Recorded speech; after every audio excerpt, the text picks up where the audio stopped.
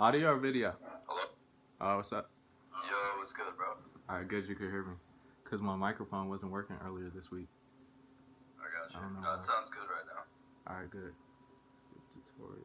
We It's could still just trying we could throw it on audio. I mean, No, I don't care. video kind of provides that, Yeah, let's do that. gives you that reaction time as well, because you can see the person reacting and shit. Yeah, let's do that.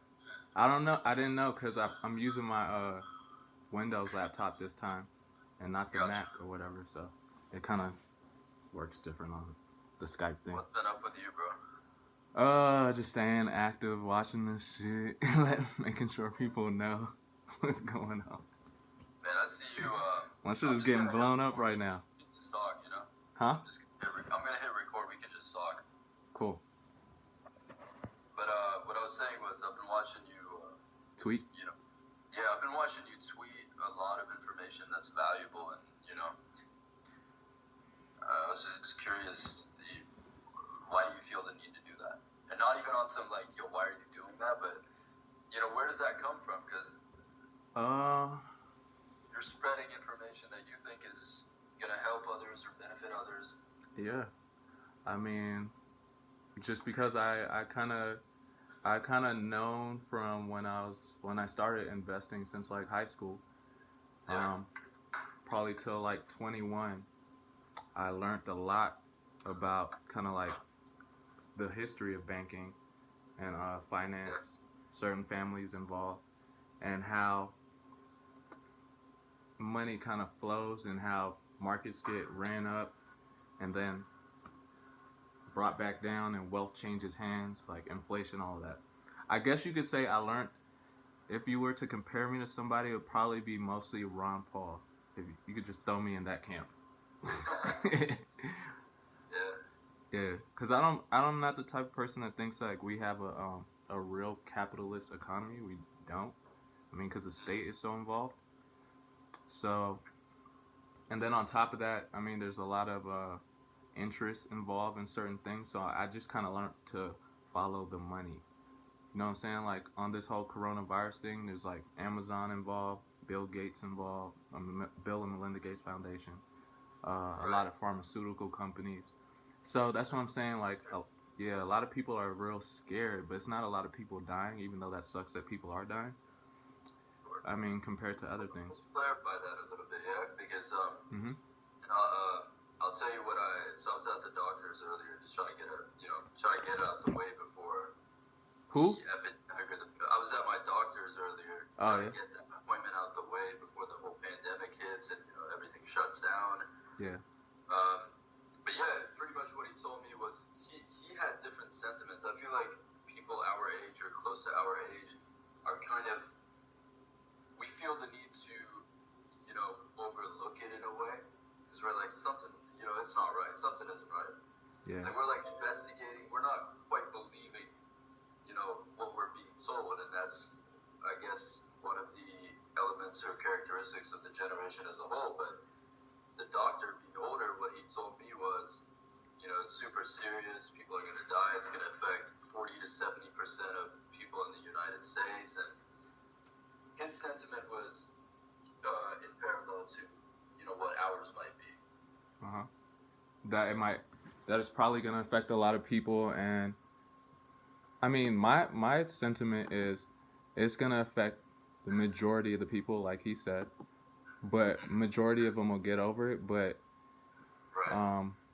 a lot of older people and people that are already like compromised, they're going to get it the worst. And but since it's global, it's going to be worse, because let's say only a billion humans get it.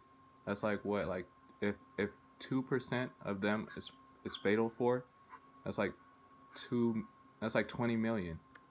That's a lot of people. That's a lot of fucking people, yeah, for sure. Man, that's crazy. That's kind of, I think the updated number is about 3.4% fatality. Yeah, I was trying to be like, I didn't want to get a large answer to that number. I was trying to. Yeah, of course, but there's another comparison. People compare it with the flu. Yeah. They're saying, oh, it's just like the flu. The symptoms are like the flu, but guess I was sold the flu's fatality rate was about 1% or even less than that. Yeah. So I mean, this shit is serious, but and this is you're probably gonna find this funny. My doctor was also kind of a believer in the conspiracy theory that this is a bioweapon created. I mean, he's like late 50s, early 60s, maybe. Well, I'm surprised. Like, I could see that. Yeah, he could see it? He could see it. That's interesting. Did you ask him why or not? No, I'm asking you, what do you think about that? I know that we have bioweapons labs testing things all over the world. I know the coronavirus it's always been there, but it never was something that crossed over into humans. Right. That's a good one, actually. It's been there. Yeah, I know. There's a bioweapons lab right there in Wuhan, right next to that area where they said it originated. I know. Right. When they were first saying it's not a big problem, I wasn't paying attention to their like little numbers that they were giving out. I was looking more at how they were responding, and that was kind of what would tell me like if it's serious in their mind. Because in China it might be like, oh, a few thousand people died, but I was looking at their response. Like right now they're like, that you already saw them shut down everything, but like going down the city streets, spraying everything, like the way they're responding to it is not as if it would be just like a little virus that comes through and then it just fades away. You know what I'm saying? Right, 100%. And it seems to target Asians for some reason.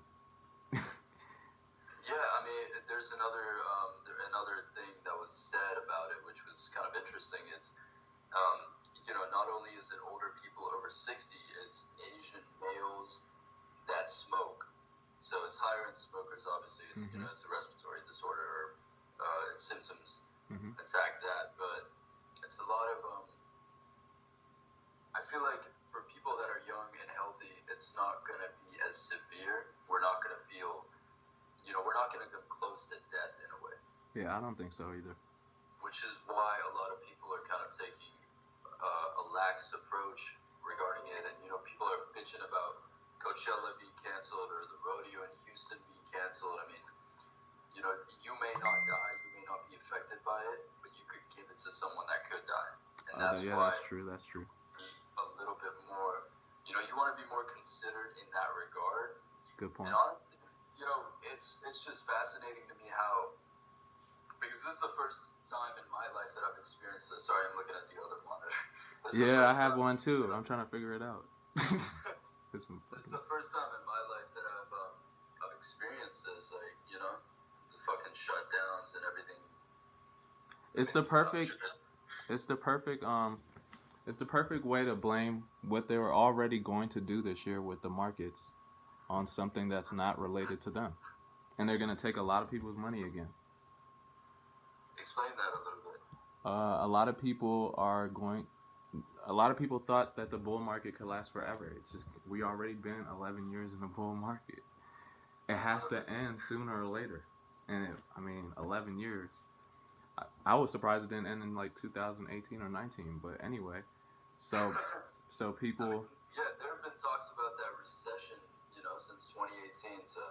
Yeah, but the problem is now they backed themselves so far into the corner with the interest rate cuts and all that. They can't do nothing now, unless they go negative like Japan. And they did say, the Federal Reserve did say that they're trying to get an amendment to the Federal Reserve Act so they can just outright buy stocks now. So basically, it's going to become, even if it runs up to 30,000, the prices around that you have to spend and the purchasing power of the money is going to take away all those gains. That's the problem.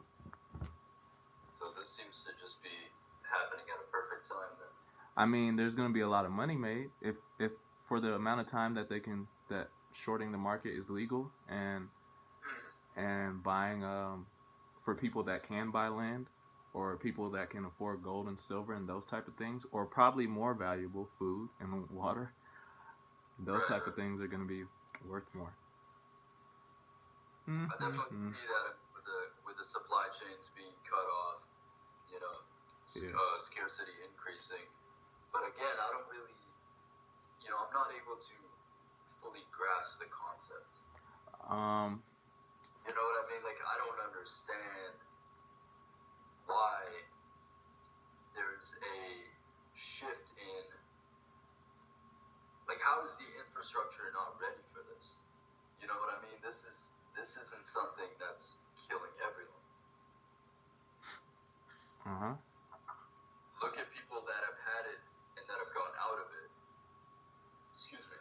If they're young people that have had the virus and they recovered or whatever. Yeah. Are we getting more news about that? I know they won't. Yeah, you're right. They won't cover anything about how many people are actually recovering from it, which is there. Like the same place that I get stats on how many people die from it is the same place that shows how many recover, and the majority of people recover. So why don't we talk about that? You know? Because there's talk about how they're recovering and how it only affects a certain amount of people. How we don't need to shut everything down, because even if people get it, which is inevitable, a lot of us are gonna get it. It's just a matter of if we're gonna fucking die from it or not. We're not gonna die from it. Yeah. You could have it and not even see symptoms. Exactly. Because there's an agenda behind it. It's being used for this transfer of wealth that's happening.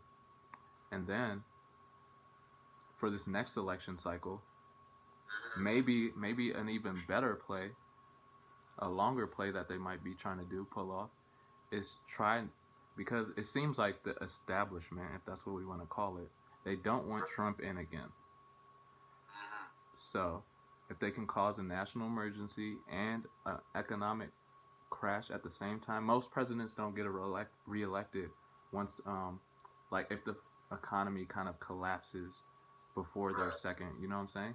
So it's a good play. The only thing is, if they do pull that play, Joe Biden would get elected. I don't know how. I mean, he's like almost, sadly, he has like dementia or something. But unfortunate what's going on with him and his head. But yeah, but whoever the vice president is under him, that's gonna be the play. That's gonna be the play. I guess we're talking about shorting the market. Yeah. That kind of, I guess, talk more about that from your perspective, and then I'll kind of tell you what I'm thinking about it. Shorting the market, for me, I wouldn't even be playing with the market. But if I was to play it, I would short it, but not with a lot of money. Like, not, you know what I'm saying? I'm not taking a huge risk on that, because I feel like it's gonna be, huh? I meant in the context of the economy going down. Oh. I think shorting the market would be the play. You know what I mean? I think when you're shorting the market, you're profiting off of the market going down. That's right. Yeah. So if the market... Okay, never mind. Go ahead. Maybe I'm tripping, bro. I was going to say, who's giving you the money, though? The broker. Why the fuck would he give you the money? Because there's a certain amount of... When you have a certain amount of money deposited at the brokerage, there's a percentage that you have that's allocated to you that you can borrow from the broker. The brokers might not let you soon. That's why I said while you still have the ability to short it, that would be the side I would play. But there is a certain time, like if your trade goes too far into a negative territory, like you're losing money, the broker does a margin call, meaning, all right, you got to put up some cash to cover this. I mean, the hole that you're digging. You know what I'm saying? Before I've never experienced with shorting, bro. Yeah. I've never even remotely. I mean, I'm sure I've learned it at some point, but I've never even remotely dabbled in it, or I just fuck around with options and. Yeah, I was a broker at Charles Schwab, so I mean I get those calls all the time. That's but crazy, the end goal is to set up a new financial order or system, because the US dollar can't be the reserve currency of the world anymore. That's the way they're going right now. Okay. So what they had already planned was special drawing rights, SDRs. I don't know if you heard of that. It's the IMF. The IMF has a basket of currencies. You know, like the USDX. It's what they, when you see like the US dollar index is at like 96 point whatever. It's being measured against like the European currencies, the yen. Yeah. So it's like a basket of currencies. So what they want to do is kind of make the playing field more balanced for all the emerging powers. But to do that, it's gonna require like a drastic change in living for Americans. And the only way you could do that to Americans is by some type of crisis. Because Americans, you know us, we're like, well, why is these prices going up, man? We'll have a problem. But if you tell us it's because like of some virus or something, we'll do it to ourselves. We'll be like, all right, I'm staying inside, I'm not spending money, blah, blah, blah. Economy crashes. But I would assume it would also affect the European nations, you know, the other nations as well. It's going to affect that. Lockdown. I'm sure London's going to have some sort of lockdown or protocol in place very soon. You know, Trump just spoke, about an hour ago? Yep. And I'm pretty sure, I can almost guarantee the next day there's going to be something from the EU significant enough to warrant, you know, another lockdown or some shift like that. But that's interesting what you're talking about, derailing the, I guess, U.S. dollar. The position that the United States has held for a while. So the reason I say that is because the United States doesn't control itself in a sense, because the Federal Reserve is private, right? And it lends money to the United States. And the holders of the Federal Reserve are people like J.P. Morgan Chase, Rockefeller family, Rothschilds overseas, that's Bank of England. And then all these central banks are under the Bank of International Settlements and the IMF and World Bank. So it's kind of like a pyramid at the top, obviously. But so I guess it would seem like weird. Why would America be part of something that's basically kind of destroying itself? It's because we're not really in control of our own government. So there's a lot of laws and policies that are passed that are against our interests, and we always wonder why. Why would they do that? It's clearly going to do this and affect us in a negative way, blah, blah, blah. But then all you got to do is look at who was behind the bills. You'll see the same corporations and financial funds. 100%. I mean, a lot of people have known that the control has never been,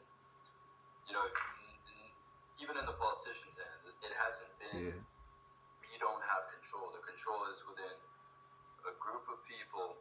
There's firms, wealth management firms, companies people haven't even heard of that have more assets under management than Goldman, fucking JP Morgan combined. People don't even know about those groups. I mean, Blackstone has more money than Goldman and JP Morgan right now. Blackstone, yep. You got like there's shit like that people don't know about. You know what I mean? Yeah. It's not Goldman's a brand name, everyone heard of it, people want to work for them. But they're like small. They're like small in the grand scheme. It's crazy. Exactly. It's there's a lot of information that's kept from us in a way, and there's a lot of things that I guess if we're transparent, which for obvious reasons aren't transparent. So I mean, we're kind of transparent. I mean, it's all there to be seen. It's just that they don't bring it up, so it doesn't ever cross someone's mind. You know what I'm saying?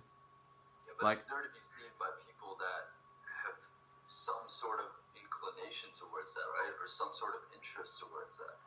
It's not like the fucking NBA or some shit that's, or any sports game that's highlighted and put on every fucking TV in every bar. It's not something that's super obvious. Yeah, it's definitely not super obvious. Show that everyone's seen. I mean, what's the goal, right? Like, is the goal to, obviously the goal for that small percentage is to control the masses, and I know it sounds cliche and fucked up, but essentially as a human being, there is that sort of factor when you consider yourself more intelligent than the normal person, you want to control them and you want to make decisions for them, and so you justify your actions which come from a self-centered, egotistical, I'm the alpha fucking chimp mentality. And you find a group of people like that, and then you control the masses. Yeah, well, there's only a few like nations left who we're clearly actively invading or going to war with that aren't part of that whole central banking scheme. We're taking care of them, and then they want to have some way of controlling a currency worldwide, probably electronically or digitally. That's basically what I feel like the whole cryptocurrency thing was basically a trial run of how it would work. And then after they launch whatever, I mean, there's central banks around the world that are already passing, or governments passing laws allowing the central banks to have cryptocurrencies for commerce. So they're already doing like the groundwork or whatever. Right. But as with any big change, so for the big change in America during our lifetime was 9/11. So we never were like the type to have like, you know, people going into torture camps and all that, black sites. Like when I grew up before 9/11, I was like, man, America, we don't do that type of stuff. We don't torture people and all that. But after 9/11, they changed all our minds to get used to surveillance, just be used to being watched, and yeah, facial recognition, all that. So every big